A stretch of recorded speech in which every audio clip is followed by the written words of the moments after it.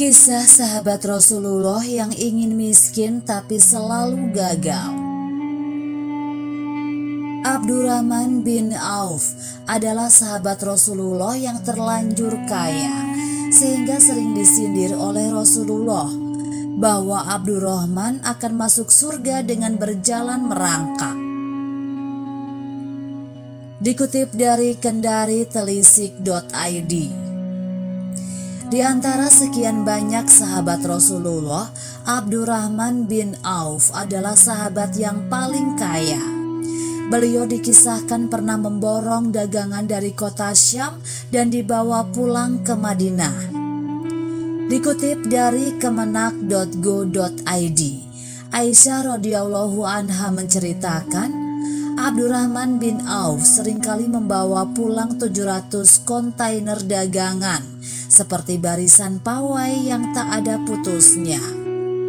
Abdurrahman bin Auf adalah sahabat Rasulullah yang terlanjur kaya, sehingga sering disindir oleh Rasulullah bahwa Abdurrahman akan masuk surga dengan berjalan merangkak. Para sahabat penasaran ketika mendengar perkataan Rasulullah ini. Kenapa dia masuk dengan merangkak, tidak seperti sahabat lainnya yang berjalan super kilat pada waktu masuk surga? Rasulullah SAW menjawab, sebab dia terlalu kaya. Abdurrahman bin Auf sering menangis teringat sabda Rasulullah ini. Beliau sering berdoa, jadikan aku ini miskin.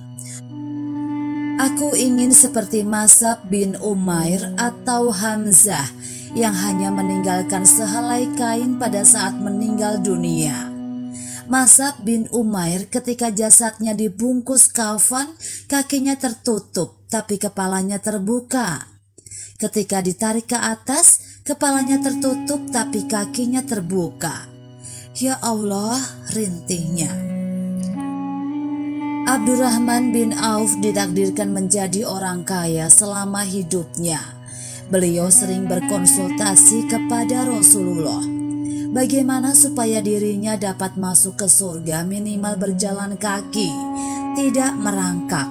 Jawab Rasulullah, perbanyak bersedekah, niscaya kakimu menjadi ringan untuk masuk surga. Dalam catatan sejarah, pada akhir hayatnya Abdurrahman bin Auf berwasiat membagi hartanya menjadi 3 bagian.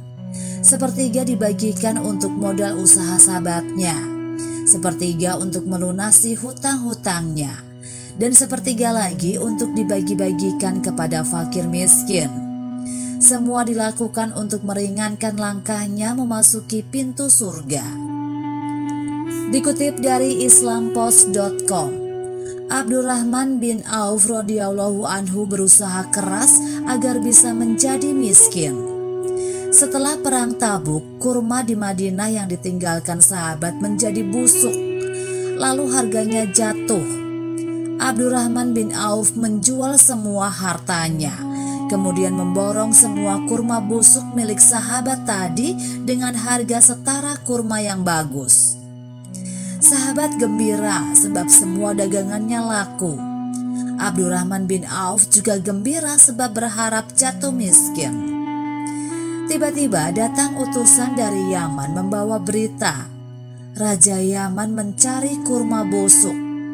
Di Yaman sedang berjangkit wabah penyakit menular, dan obat yang bisa menyembuhkannya adalah kurma busuk. Utusan Raja Yaman berniat memborong semua kurma Abdurrahman bin Auf dengan harga 10 kali lipat dari harga kurma biasa. Allahu Akbar. Orang lain berusaha keras jadi kaya.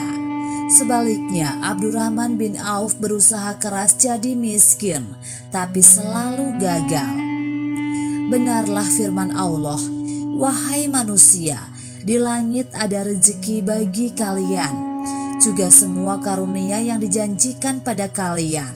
Quran Surat Az-Zariyat ayat 22. Dilansir dari republika.co.id, Abdurrahman bin Auf pernah memberikan dagangannya sebanyak 700 ekor unta untuk dibagikan pada penduduk Madinah. Dia juga berwasiat agar setiap muslim yang ikut perang Badar yang masih hidup diberi 400 dinar dari hartanya. Abdurrahman bin Auf adalah sahabat Rasulullah yang gagal miskin. Karena takut masuk surga dengan merangkak, dia makin gencar membelanjakan hartanya di jalan Allah. Alih-alih hartanya berkurang karena disedekahkan, yang ada malah terus bertambah. Bahkan tercatat saat Abdurrahman bin Auf wafat masih meninggalkan harta sebesar 2.560.000 dinar, setara dengan 3.072 triliun rupiah. Sahabat lain yang juga gagal miskin adalah Utsman ibnu Affan. Kekayaan menantu Rasulullah Shallallahu Alaihi Wasallam ini sangat fantastis. Bukan dari jumlahnya, namun yang mencengangkan harta itu masih abadi dan terus bertambah, bahkan 14 abad setelah wafat. Suatu kali Utsman mewakafkan kebun beserta isinya 1.500 batang pohon kurma. Kebun ini terus menghasilkan dan terkelola dengan baik, sekalipun penguasa wilayah Madinah silih berganti. Hingga kini kebun dan tanah wakaf itu berada di bawah pengawasan Departemen Pertanian Arab Saudi. Sebagian dana itu lalu dikelola dengan dibangun hotel bintang 5 di samping Masjid Utsman bin Affan di kawasan Markasyah. Hingga hari ini tercatat saldo di rekening atas nama Utsman ibnu Affan mencapai 2.329.942.750.000 rupiah.